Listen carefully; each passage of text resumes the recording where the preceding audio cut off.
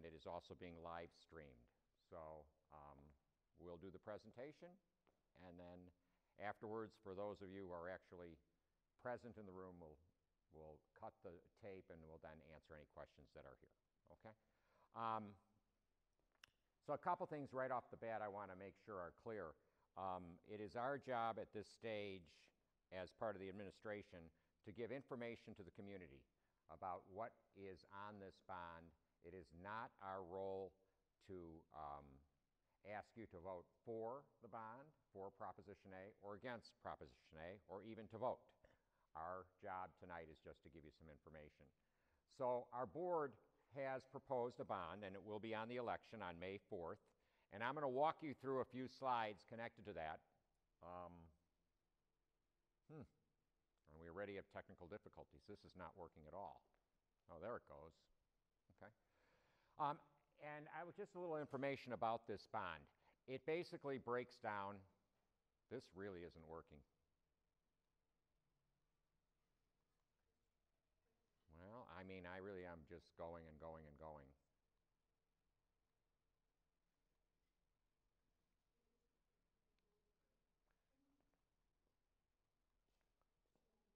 Okay, I guess I've got to be this close to it to make it work. That's interesting. Sorry about that for anyone out there in TV land. So the bond basically covers several different areas, 5 different areas. And those areas are safety and security, student programs and support, energy efficiency and conservation facilities, co-curricular and extracurricular spaces. The total price for this bond is $80 million, and it will not increase the tax rate. And so tonight I'm going to talk a lot about the bond 2019. In terms of the specifics of what I'll talk about, they break down the following. I'm giving it up, I think. I'm sorry, but it's just not working. It breaks down the following ways. First of all, we're going to talk about how this bond was developed, and we're going to talk about the details of the bond, some tax information, voting information, and that will be our presentation. So first of all, some background on the bond. I really want this thing to work. We have had recently in the past around 12 years or so, 3 successful bonds that I want to talk about. First, in 2006, these were the different items that were on the bond. I'll talk about them in the entirety in a second. In 2011, we had these items on the bond.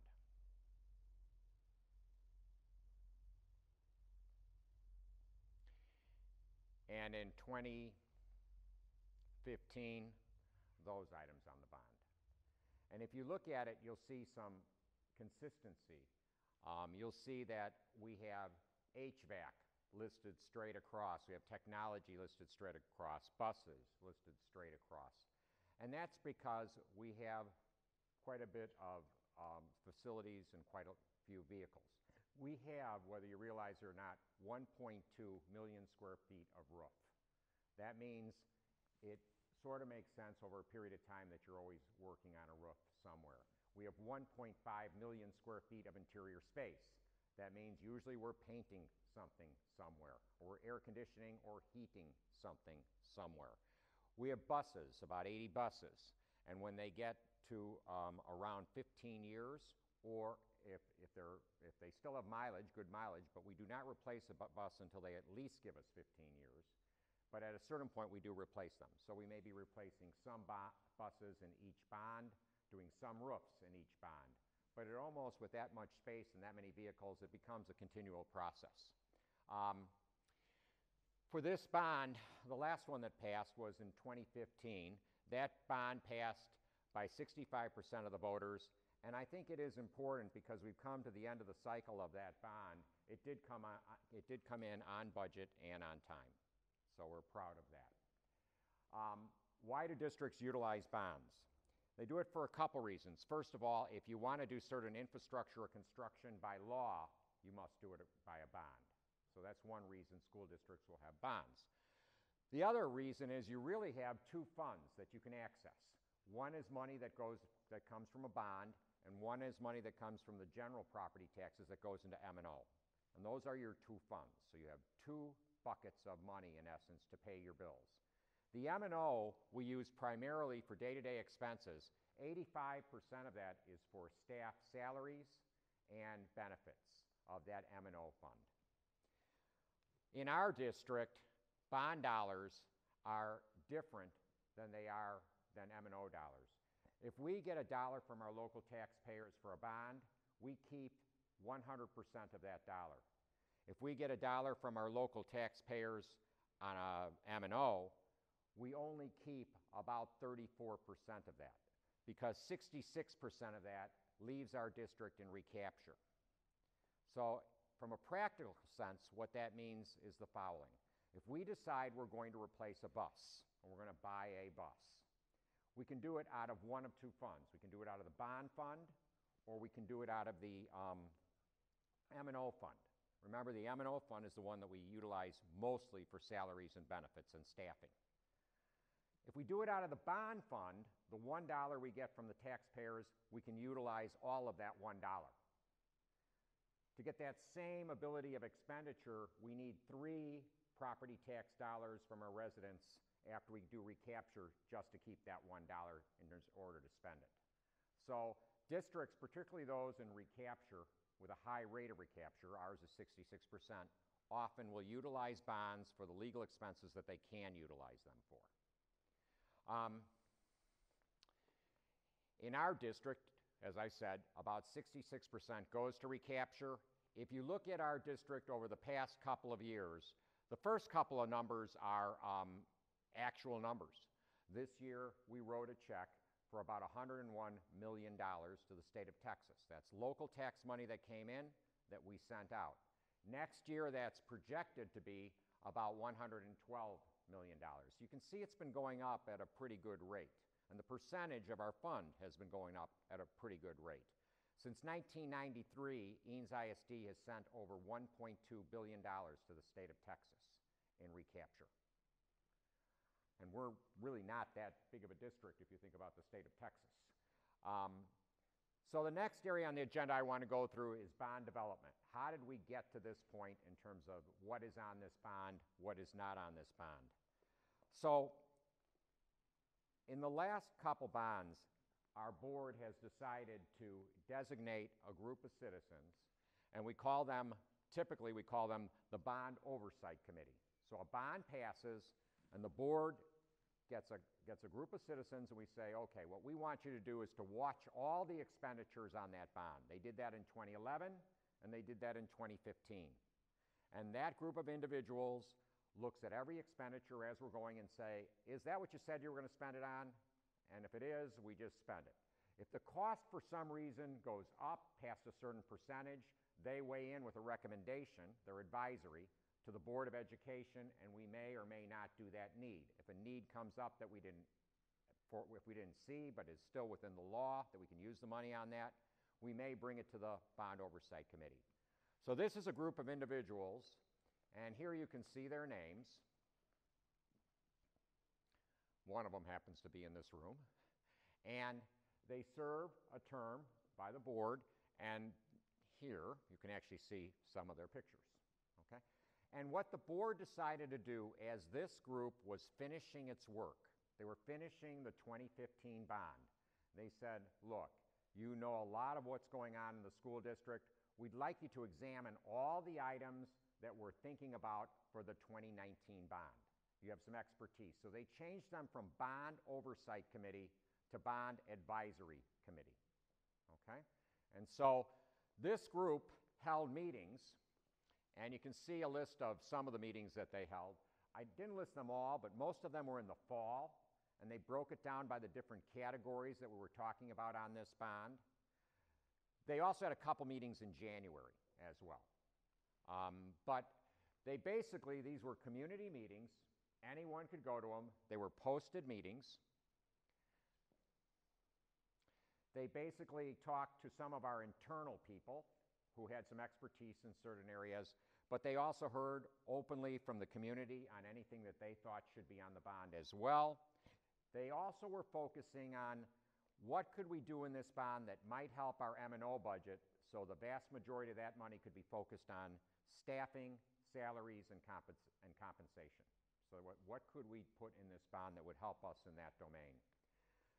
After they did their work, they gave their recommendations to the school board, and the school board unanimously voted to put a question before the voters, and that question will be Proposition A on May 4th. Okay? Couple of the details. To me, this section's probably the longest section, but if somebody really wants to know what's on the bond, this is probably the most important section. Okay? All the rest of that really has been background. Right from the start, we had always talked about these being the 4 areas that we wanted to focus on. Safety and security, student programs and support, energy efficiency, and facilities. And as we broke those down, and we are going to go through this in a couple different ways here, we kind of created just a couple of symbols for each of these. And in the area of facilities, we wound up breaking it down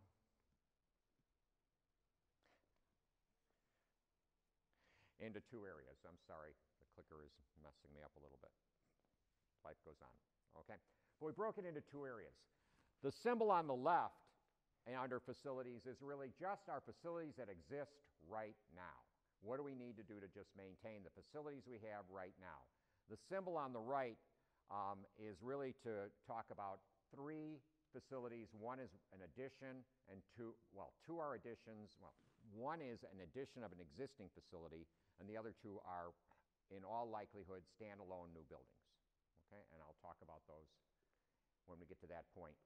All of these then, these 5 different areas kind of work into what the bond of 2019 is about. We've surrounded those with what our strategic priorities are, because as we were discussing all of these items, in the back of our mind was how do they relate to our strategic priorities? Are they congruent with those things that we've already identified that we want to work on? So we're going to break it, and we're going to go one group at a time. So we're going to start with safety and security. Remember, this is a total of $80 million. 8 of that $80 million is in this area.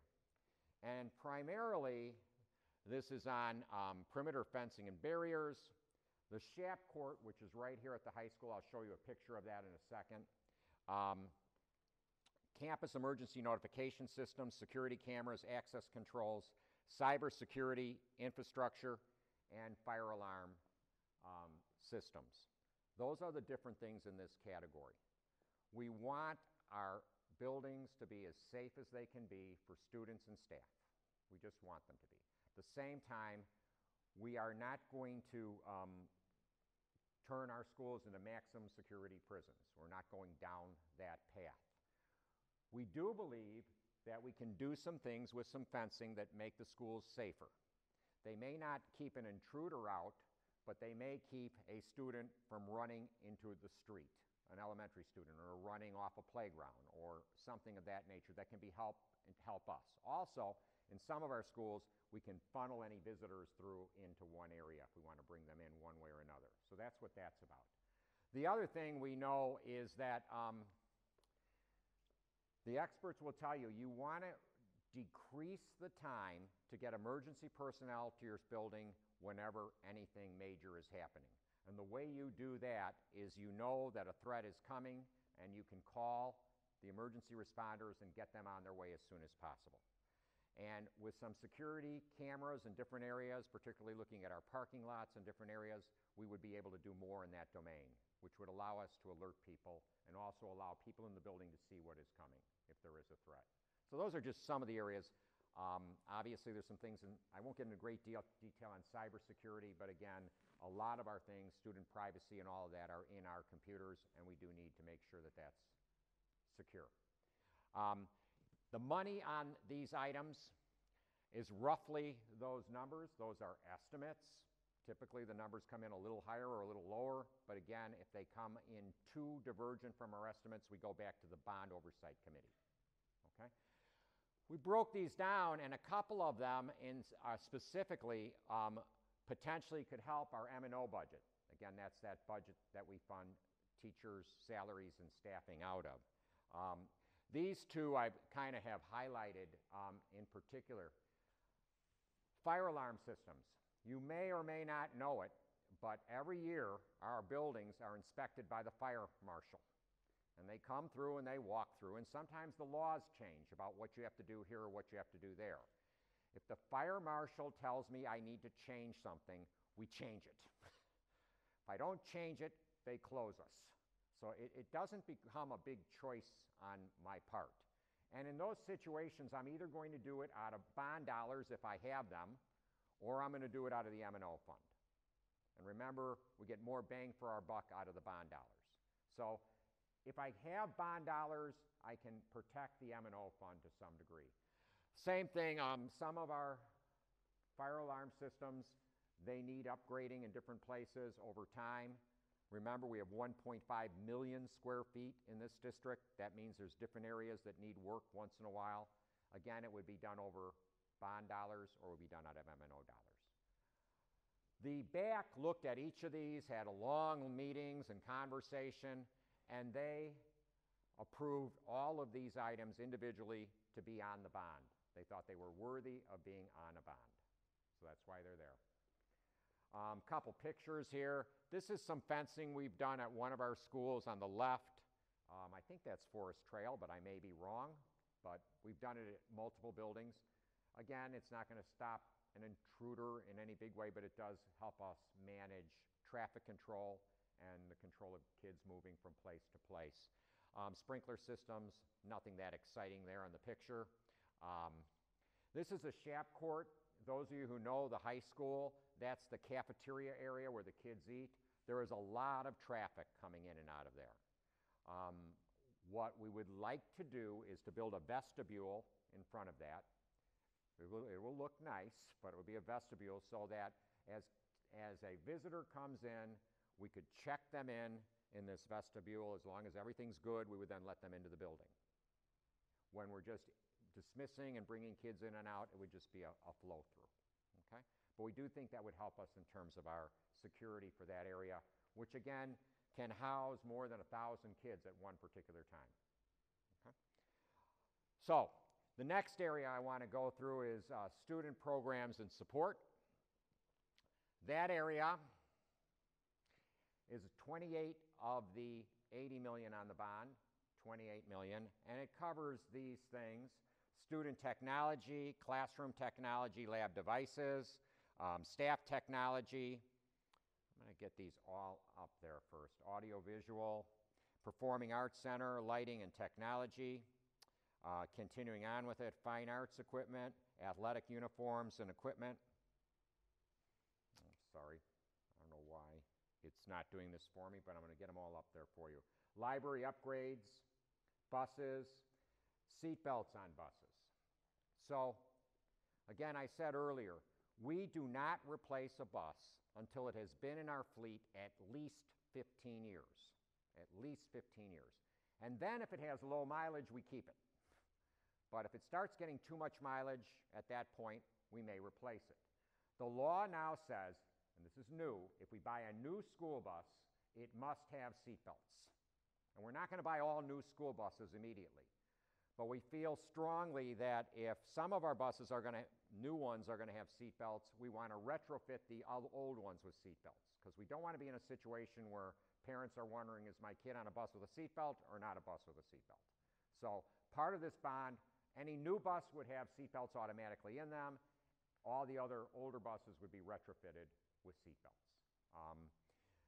So when you look at the numbers on this, it breaks down like so, at about $28 million. I'm rounding off a little bit in the numbers. And by the way, all of these slides are on the web. If anyone wants to look at them in detail, we're recording this tonight, so anyone can re-watch it and look at anything, and we'll be mailing information out as well in terms of some of this detail. But you can see what's listed there. There's a couple items there specifically that are actually friendly to our M&O budget, okay? And I want to make sure I point out a few of them. One, actually, we even put a double check on it. That $12.5 million for student and staff devices, first of all, the one-to-one program, that part of it, is basically around $6 million of that amount. We've not made a decision if we are going to go exactly with iPads again. Remember, this money may last us to a change in the technology device from now to about 4 years from now. I'm not sure what might even exist 2 years from now. I'm not positive what might be the best choice. There has been some conversation at the high school level that it might make sense not to use iPads and instead use some type of a laptop. But we'll have that conversation, we'll involve the community on that and make a decision on that later. But some device will be there. We don't believe kids need to be in front of a screen all the time. We do not believe that, but we do believe that they are going to be dealing with technology most of their life. And most of our testing, state testing, is done online. They need to know how to use the technologies. But embedded in there is, in that line item of 12.5, is a change we're going to make in terms of the printers we use throughout the whole district. And by putting that printer cost into a bond, we'll actually save $260,000 per year in our M&O account. And so that has some real benefit to our M&O account. If I am in a situation where one of my teachers' laptops needs to be replaced, we will replace that laptop. And again, we will replace it either from the M&O fund or the bond fund. If the bond were to pass, we'd have money in the bond fund to do that. So it can be advantageous to the M&O fund. You know, some people might go, well, why is fine arts and why are athletic uniforms of benefit to the M&O fund? Well, I've asked that question of my staff, and here's some of the answer. You may or may not know this, but if you're going to have a football team, you're going to have helmets and you're going to have shoulder pads. And they have an expiration date. They really do. And if you don't, when they hit that expiration date, they're done. You replace them, and you replace them either out of M&O or out of bond. And legally, you can do it out of bond. And we'd rather do it out of the bond dollars than out of the M&O if we have a choice. In the music domain, most of our kids bring their own instrument, for the most part. But there are certain instruments, big bass drums, there are tubas, and those types of things that the school actually provides. And right now, it's our intention to keep those music programs going, so when those instruments need to be replaced, again, it would be out of the bond fund or it would be out of the M&O fund. Okay? So if a bond passes, it puts money into the bond fund that we could use. The BAC examined all these, talked to staff, talked to the community, and again, they thought all of those should be on the bond. Okay? Couple little pictures here. There's nothing fancy, but you know, some of our buildings are a little older, but sometimes it really makes a much different feel if you can put some newer furniture in there, and some of it's more comfortable. It actually helps kids concentrate a little bit more. Just a picture of the band. You know, we do have tubas. You can believe me on that. We do have buses. You can believe me on that, I hope. And we are going to, as I said, retrofit them with seat belts. So those are just some pictures that are on there. Like I said, we have been using iPads one-to-one. We may continue with that. We may not continue with that. There may be a different thing in a year or two. But we don't only use iPads in our buildings, and I think that's important to note. When we talk about student technology, on the right you can see something that we're using for a homebound student, so we can actually be streaming the lesson to the kid who's at homebound. Okay? On the left, there's a picture of a special piece of technology for a special ed student. And sometimes we use some special technology for them. If we are running CAD, computer-aided drafting, in one of our labs, you're not going to do it on an iPad, and you're not going to do it on a Mac. You're going to do it on a PC. So we have those labs have PCs. If we're doing something in digital arts, or we're doing something in video production, in all likelihood, you're dealing with a Macintosh environment. That's just what it is. That's what's being used in the industry.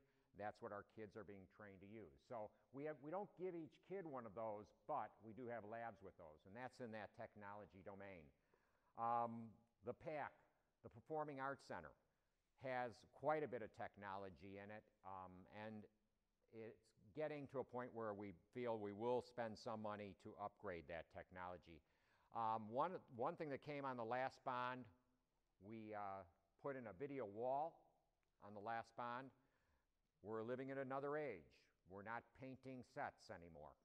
You actually have the kids in art classes using digital art to create the sets. And it's really pretty cool. The kids get into it, and you can change the sets like that.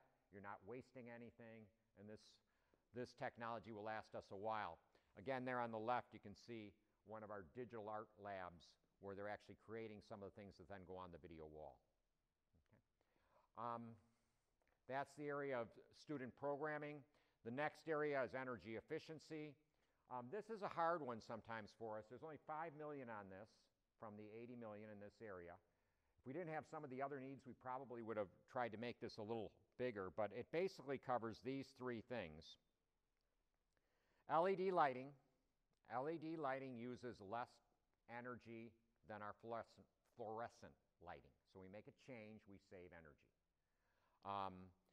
Room occupancy lighting sensors, what that does is the lights automatically go off if there's no motion in the room over a period of time. And so the lights aren't left on all night. And some of our windows, again, we have 1.5 million square feet of building, lots of windows. Some of them get old. There are now more energy efficient windows in some places that we could put in than we put in 20, 30 years ago. And that also saves us energy. When you break that down, in terms of that money, it breaks down like that. On M&O, I used a different symbol here. I think it's coming. Little light bulbs. When all of this is accomplished, we estimate that we'll save from our M&O budget about $290,000 a year. About $290,000 a year once we get it put in. And not only that, I'll show you a picture in a minute. The LED lighting is actually considered better. It's easier on the eyes. It creates a better learning environment as well. So it fits in with our strategic initiatives. The back thought that all three of these were worthy of being on the bond. A couple quick pictures of a before and after. This is Hill Country Middle School's cafeteria with fluorescent lighting. This is what it looked like when we changed it to LED lighting. Okay. These were some old windows at Westridge Middle School. The teachers basically had to have the blinds closed all the time because when the sun came in, the room just cooked. And by the way, if you're ever out there, they have beautiful views, but they never looked at the views. They just looked at closed blinds. Now we've replaced those windows with windows that are energy efficient. They don't close the blinds. We save electricity, and they have a view. So those are examples. There's just other, we've done some things at Eanes Elementary in that domain as well, and we want to just keep doing that at other places in the district. Next category is our existing facilities, and that's $28 million, a big chunk of the 80, $28 million on our existing facilities, and that breaks down like so. Going into the classrooms, refurbishing, painting, plumbing and electrical. Middle school artificial turf would be replaced at both middle schools, and HVAC and roofing. Again, if you think about your own house, every once in a while you replace a roof, every once in a while you replace an air conditioner, every once in a while you paint a wall. I have 1.5 million square feet of space. I have 1.2 million square feet of roof. It seems there's always something we're doing somewhere. It's either out of a bond fund or it's out of M&O. And I'd like to preserve the M&O for staffing and for compensation. If you break it down, that's the breakdown. And in terms of M&O friendly, I'll target a few of these here. By the way, that $3.8 million, that's a significant amount of money. That's really getting into the classrooms. We're considering that phase 2. Phase 1 was the 2015 bond. Phase 2 is this bond. And we actually want to get into the interior spaces and really do some things to make them look much more pleasant and be much more friendly in terms of students. Why do some of those have some checks? I'll give you just two quick examples. HVAC. It was either my first or second year here. We're 2 weeks before the beginning of school, and the person who was in charge of my M&O department, maintenance department, walks up to me and says, the air conditioner is out at the high school, 1/3 of it does not have air conditioning. What do we do? And I basically said, we fix it. We fix it, we do something, because I can't start school with 1/3 of the high school not having air conditioning. The parents will kill me. And I just can't do that. I didn't ask at the time, are there bond funds, are there MNO funds? We just have to fix it. And so that type of stuff happens. We do have every piece of machinery we have in this district on a cycle.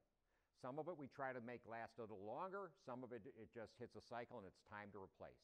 So the M&O fund would not be taxed as much if the bond passes and we have money in that fund to replace those types of things. The only other one I'll mention, roofing maybe. I probably could pick any of them. I don't know if you've ever been in a situation where all of a sudden a leak develops somewhere in your house. Again, if you do not fix that in a reasonable, quick period of time, you wind up having more expenses later. And so we don't debate it if we see water coming in a particular area. We decide we are going to fix it. It's either bond fund or M&O fund. The back looked at all of these in much more detail than I'm going to give you here. By the way, again, some of these are also more energy efficient. Some of the roofing, and I'll show you a picture of roofing in a second that we put on part of the high school here, it's reflective and it keeps the heat from coming in, which helps us. And I'll show you a picture of that in a second. HVAC, if you take an air conditioning system that's 20 years old and replace it with a modern one, they are more energy efficient. Just out of the items on this list, once they're implemented, we believe we're going to save $290,000 a year from M&O, just in terms of energy costs. Now, if energy goes up in cost, that will be more savings, but that's based on the current expenditure, the current rate of cost of energy. The back approved all of these. I'll give you a picture of an old classroom that we've done some things with flooring, paint, and furniture, and it doesn't look old. Some of you have an older home. Sometimes you do some things interior, you can make it look very modern, very appealing, and very user-friendly for the students and teachers. Some flooring at the high school. I have 3,000 people walking on these floors every day. Every day. So we replace the flooring once in a while. This is not a very exciting picture, but once in a while our technology, that infrastructure does need to be replaced as well. Picture of one of the newer air conditioners that we put on some of our buildings a couple years ago. This is a picture looking over the high school. You can see that white roof. It actually is much more energy efficient. They didn't put that on 20 years ago because it didn't exist. Okay. Now we can go down that path. I'm almost done with what's on the bond. This is the longest part. I apologize, but this is really the longest part, and it's the part that I think we do need the most detail. The last part is some co-curricular and extracurricular spaces. That's $11 million, and it basically breaks to three things. An expansion of our robotics area, dedicated space for wrestling, and an aquatics facility. And I'll talk about each of those and break them down. First, we'll talk about robotics. I'm sorry, this isn't working. $2.9 million for the expansion of our current facility. The reason we want to expand it is the following. In the 2015 bond, we built a modest robotics area. It's nice, it's pretty good. Some of the rules changed with UIL. In order for the kids to practice in the same format that they're going to practice in competition, in UIL competition, they would now have to drive to Dallas or Houston to do that. That's not plausible. So they're not practicing in the type of space they need until they are in the final meets. And so we wanted to get them a space so they would be able to practice in that situation. There is nowhere close that we can go that would work. Houston and Dallas are not drivable in terms of daily practice. Right now, our team is the only team in the top 10 of the state of Texas that does not have a space to practice in. So this would give them that space. Also, by expanding this space, what we would be able to do is take the engineering classrooms that are dedicated for engineering classes in this building, and we'd move them to that robotics facility. So we would have robotics classes and engineering classes in the same place. That frees up 3 classrooms in this building. The high school's enrollment is going up. The idea would be, Mr. Ramsey, who's the principal, would say, I may make one of those classrooms English, I may make one math. I'm not going to tell him what to do. He's going to decide where he wants to use them, but he'll at least have 3 more classrooms he can use. So it does free up those classrooms by moving them to that area. A couple other things, I already spoke about that. And when we talk about our strategic priorities, particularly, these are 2 really interesting points. Number 1, we are having an explosion in the number of kids interested in robotics. Robotics in some ways right now is the new wood shop or auto shop of the past. This is what's drawing kids. Middle school, high school. We're seeing lots. Our main lead competition teams this year were led by women students, which is really kind of cool.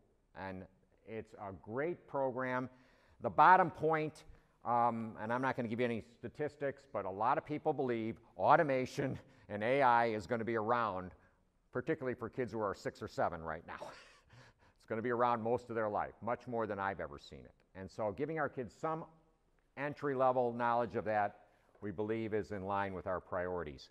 We made this commitment to the community that we would not issue this portion of the debt until we know the construction is feasible and we can get the permits. It takes time to get permits for anything, probably 7 to 8 months to get all the permits, get through all the process. We are extremely confident we can get the permits. We also know we have the impervious cover on our campus to build this, and we know right where we would build it. Okay? So, but the board has said we'll make sure we have extreme confidence that both of those things can be done before we'll issue that debt. Couple pictures, just kids in robotics. They really do robotics. Our team is pretty cool. When you start a team, it's a national team, they give you a number, and the next number up is the one you got. And we were number 2468, which is great, because if you're 2467 or 2469, it doesn't work as well with cheers. And they actually do cheers in robotics, which is kind of weird, but the kids were really excited when we got that number. The next area I'd like to talk about is the wrestling space.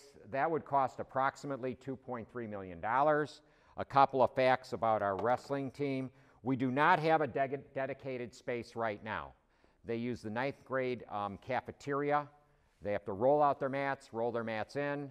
They have to kind of put it away. It's not an ideal facility for this. They waste about 2.5 hours per week just getting them out, cleaning them, putting them back. A lot of the other teams around us are not using their time in practice for that. Wrestling, you may not know it, but it's one of the fastest growing sports in Texas. And I think it's also interesting to know that the location of where we're trying to put this would be at least our tentative location right now. It may change, but we have an area where we think we can put this facility. It would be close enough that it could be utilized by softball and by tennis, particularly if it's inclement weather and it's not during the wrestling season. In the wrestling season, it's going to be mainly for wrestling. That's what the goal is. So they're not having to move the mats in and out. Debt on this is, again, the same 2 conditions, exact same 2 conditions. Again, we're confident we can get it done.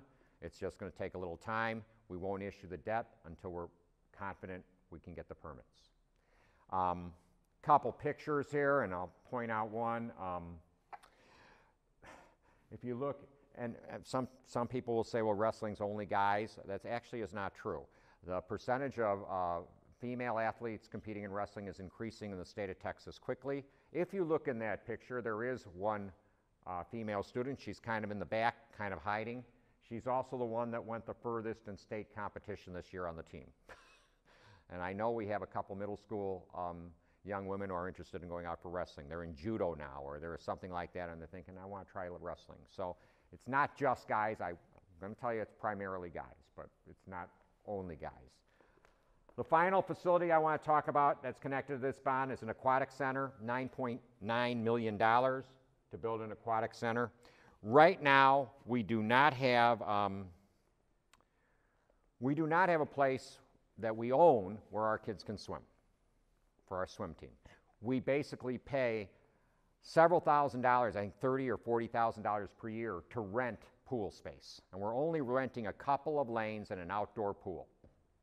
That means when it's 35 degrees, even though the pool's heated, they're still outside getting in and outside getting out. And we also have to limit the number of kids we can have on the team because we only have a couple lanes in terms of practice. We've thought about going to get space other places. We've looked around. There's not, particularly indoor swimming space, there's not space that we can just go get. Most of that space is being utilized by different groups. The YMCA's have its program, UT has its program. They're not going to let us use their space. So that's not really an option. We've always tried to do multi-year contracts with the current pool we use. They have told us they do not want to do multi-year contracts because they're not sure what their future may hold.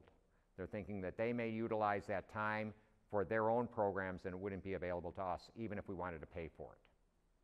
So that's what kind of brought this to the forefront right now. There is a possibility, at least we believe this, of gaining some revenue from this facility, and I'll talk about that in a second. And I'll talk about how we might structure that. But the board believes, and the administration believes, that there's ways that we may get some money from this. It's also interesting just from a safety standpoint, and I didn't know this till a parent in the community pointed it out to me. They said, I don't know if you know it, but Texas is tied with Florida for the most number of drownings. And so when we talk about what could this be used for, we do believe it's very possible that swimming lessons would be in this facility for different age groups, that elderly people could use this. Our swimming team cannot be in there all the time. It's just impossible. They just can't. They can't swim all the time. In the last district I was in, we did have a pool. Swimming lessons were in there during the community the whole summer that were being they were renting out the pool, using that pool, and the district was getting some revenue. There were a master's swim program that was in that pool at night when our kids weren't in there. So we do believe there is a possibility of that. Right now we do have some facilities that do not require any MNO, any cost to the district to operate. You may know about the WAC facility up here. It has indoor turf. It also has indoor basketball courts. We do not pay any electricity on it. We do not pay any cleaning of it. We pay no heating of it, none. That's done by an outside group, and they're making their money in their programs. But for us, it's no cost to us. Eventually, they will be paying us rental income, and that's in our contract with them at a certain point. Our students are allowed to use it. We have our flag team in there. We have basketball lower levels in there. Our football team goes in there on occasion. So we have a bunch of our kids get to use it at no cost. We're not paying anything. So it's not costing us M&O at all, and the community is also using it. A couple other areas where we're actually making money. The PAC, the Performing Arts Center, the other side of where we are right now. We rent that facility to churches, to different dance groups that want to do their big productions. We rent it out. We gain revenue from that. Our turf fields are also rented out to many different groups. This brings revenue to the district, which is not subject to recapture. Students get to use it. The community gets to use it. So on the pool in particular, the board said three things. They started with the first two that were the same as wrestling and the same as robotics. But they also added a third, which they said the M&O costs, the heating and air conditioning and the running of the filters and all that for a pool, we need to be able to mitigate that cost significantly or eliminate it. And that would be through either revenue generation of people using it in some particular way or before we issue the debt. And we told the board that that would come back to them with a plan before we issue the debt. And so that's actually in a resolution that I'll mention later. Our swim teams have been successful even with the limited facilities. In 14, 15, and 16, our girls team won the state championship. In 15 and 16, our boys-girl combined team won the state championship. And we've produced some swimmers who've gotten scholarships really all over the United States. So, and that's not counting just what it might do in terms of safety for younger kids in terms of just learning how to swim. The board also agreed that if needed, they would allocate up to $4 million out of money that we have received from selling property that was purchased a long time ago and is sitting in an account and it's reserved. There's about $8.4 million in an account that's reserved. They would say we can take $4 million of that if need be to offset the cost of building this facility, and we would not issue the debt unless we can mitigate the M&O costs or eliminate. Here's a calculator kind of showing all the cost of these facilities, if you want to just kind of look at them. Robotics is about 2.9, wrestling is about 2.3, aquatics is 9.9. And when we initially priced all these things out, we were pricing them out because we didn't know which of these the board might put on the bond. So we're thinking that these were independent. There was a construction company to do this. There is the possibility if we use one construction company or a couple that we'll get some savings, and also in terms of the design of these. And we believe that we can get at least about $175,000 in savings by consolidating this and doing all three. And when you add in the $4 million that we have that the board says they would allocate, that's how you get to the $11 million that they have allocated for those three projects. Okay. Now, I will tell you, these numbers aren't always perfect. Last bond, we had a certain number that we allocated for turf at the practice fields here and for the stadium, wound up coming about $800,000 under cost. And what did we do with that? Because we did competitive bidding, we actually used that money to mitigate some other costs that might have gone over in some different places. And we did that in conversations with the Bond Oversight Committee. So some of these may be a little higher, a little lower, I can't tell you. I'll know the exact price when it's done. And that's the honest truth. So when you take that, that's everything that's on this bond. If you want to look at this chart, it kind of breaks it down. $69 million along the top part. The $11 million covers the three facilities that I just talked about. If you total it together, it adds up to $80 million. It is one bond question. It's not you pick this or you pick that. It's like your federal income taxes. You pay them. You don't pick. It's just, this is one question. That's how the board has put this on the bond. A little bit, almost done, tax information. I just want to make sure you're aware of a few things. Our tax rate is 1.2. And you can see where we are with a lot of districts around us. By the way, a year ago, it was 1.21. The tax rate actually came down. Our bond rate used to be 17 cents. Now it's 14 cents. And the board has said we will not change that tax rate. It will be 14 cents if the bond passes. It'll be 14 cents if the bond fails. Either way, it will be 14 cents, so the rate will be 120. We have been managing our debt. The reason we can keep that flat is whenever the interest rates go down, we refinance like you would refinance when it hits a certain point. If we can pay off debt early, we pay it off early. And that's given us some capacity so we can actually have an $80 million bond without raising the rate. We do have some older people in this community. Some people don't realize it, but about 24% of the homes in this community are occupied by people who are 65 or older. That's not from me, that's from the assessor. I use this picture because some people know who he is and some people know what he looks like now. Okay, so people get old. Now, there are some disadvantages to getting old. I can tell you about some of them. But there are some advantages. At 65, your property taxes are frozen, so the actual hard number is frozen. So again, the school property taxes are frozen, by the way. Municipalities are not, but the school taxes are frozen.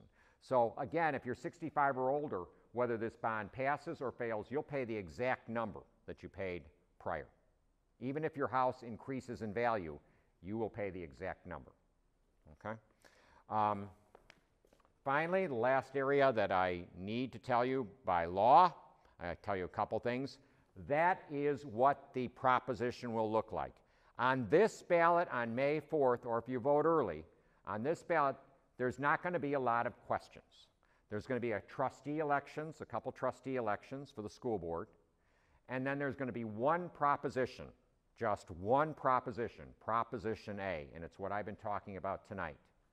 And people can vote for it, which would mean the bond would pass. They can vote against it, which means the bond would fail, or they cannot vote. So and this wording is legally what the attorneys say it needs to be. Okay. Voting, early voting, April 22nd to 30th. Election is May 4th. We're almost near the end of our presentations. I've done about 8 or 9 of these. I can't remember how many I've done, but I've done a few. Sometimes the clicker actually works, sometimes it doesn't, so life goes on. And we do have a website devoted to this if you want to go look at any of this information in more detail. We have frequently asked questions. I want to point out one thing. We do have a resolution that the board passed. When they put this on the ballot, they passed a resolution the same night. And it said, in my mind, 4 critical things. First, it said, if the bond passes, we'll do what we did in 11 and 15. We will name an oversight committee of citizens who will watch what we're doing with the money. And they will advise the board if we've got to make any changes along the way. So that's number 1. So they said we will do that. Number 2, they said that the rate will stay at 14 cents. So if it passes, it fails, it's going to be 14 cents. Number 3, they said that on any of the facilities we're talking about, before we issue the debt, and I've kind of mentioned this before, we'll make sure that we have confidence in getting the permits and we can build it. And then lastly, specifically to the pool, they said again that we need to significantly mitigate or eliminate any kind of stress on the M&O budget if we're going to build a pool. And we may do an RFP to see if there's an outside firm that wants to run the pool. We have an outside firm running the WAC. So that might be how that is done. But again, it would be an open process. People would bid on that. We'd see what the best deal is for the taxpayers.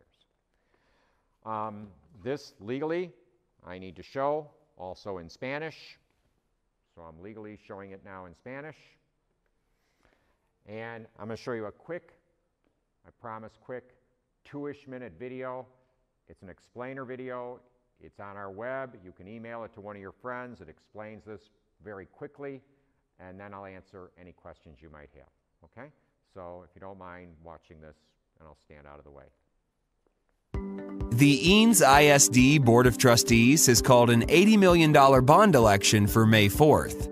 The proposed bond requires no tax rate increase and, if approved, would allow Eanes ISD to build, repair, and renovate facilities to enrich the educational experience for students. All campuses would be impacted by the bond in 5 categories: safety and security, student programs and support, energy efficiency and conservation, facilities, and co- and extracurricular spaces. $8 million is proposed for safety and security projects, including campus fencing, security cameras, and building a new secure visitors entrance at the high school's Shap Court. $28 million is proposed for student programs and support projects, including fine arts and athletic uniforms and equipment, flexible classroom furniture, library upgrades, purchasing buses and adding seatbelts, student and staff technology, and classroom technology and lab devices. $5 million is proposed for energy efficiency and conservation projects, including LED lighting retrofit and room occupancy lighting control sensors. $28 million is proposed for facilities projects, including campus painting and flooring, plumbing and electrical, artificial turf replacement at both middle schools, and heating, air conditioning, and roof replacements. $11 million is proposed for instructional, co-curricular, and extracurricular spaces, including an aquatic center for the high school and community swimming programs with a potential to earn revenue by renting out the facility, an expansion of the high school's space for robotics and engineering programs, and dedicated high school wrestling space. The Eanes ISD board emphasized the debt to build the Aquatic Center would not be issued until construction is deemed feasible, necessary permitting and approvals are obtained, and the facility's impact on the maintenance and operations, or M&O budget, would be minimized or eliminated. The board would also use money from the previous sale of district properties to offset construction costs of the proposed co- and extracurricular spaces. What does this mean for the Eanes ISD tax rate? Well, simply stated, nothing. That's because the proposed bond requires no tax rate increase, and those over age 65 have their Eanes ISD taxes already frozen. Because Eanes ISD uses bond money for projects such as those on the proposed ballot, the district is able to use more of its maintenance and operations funds to pay for teachers' salaries.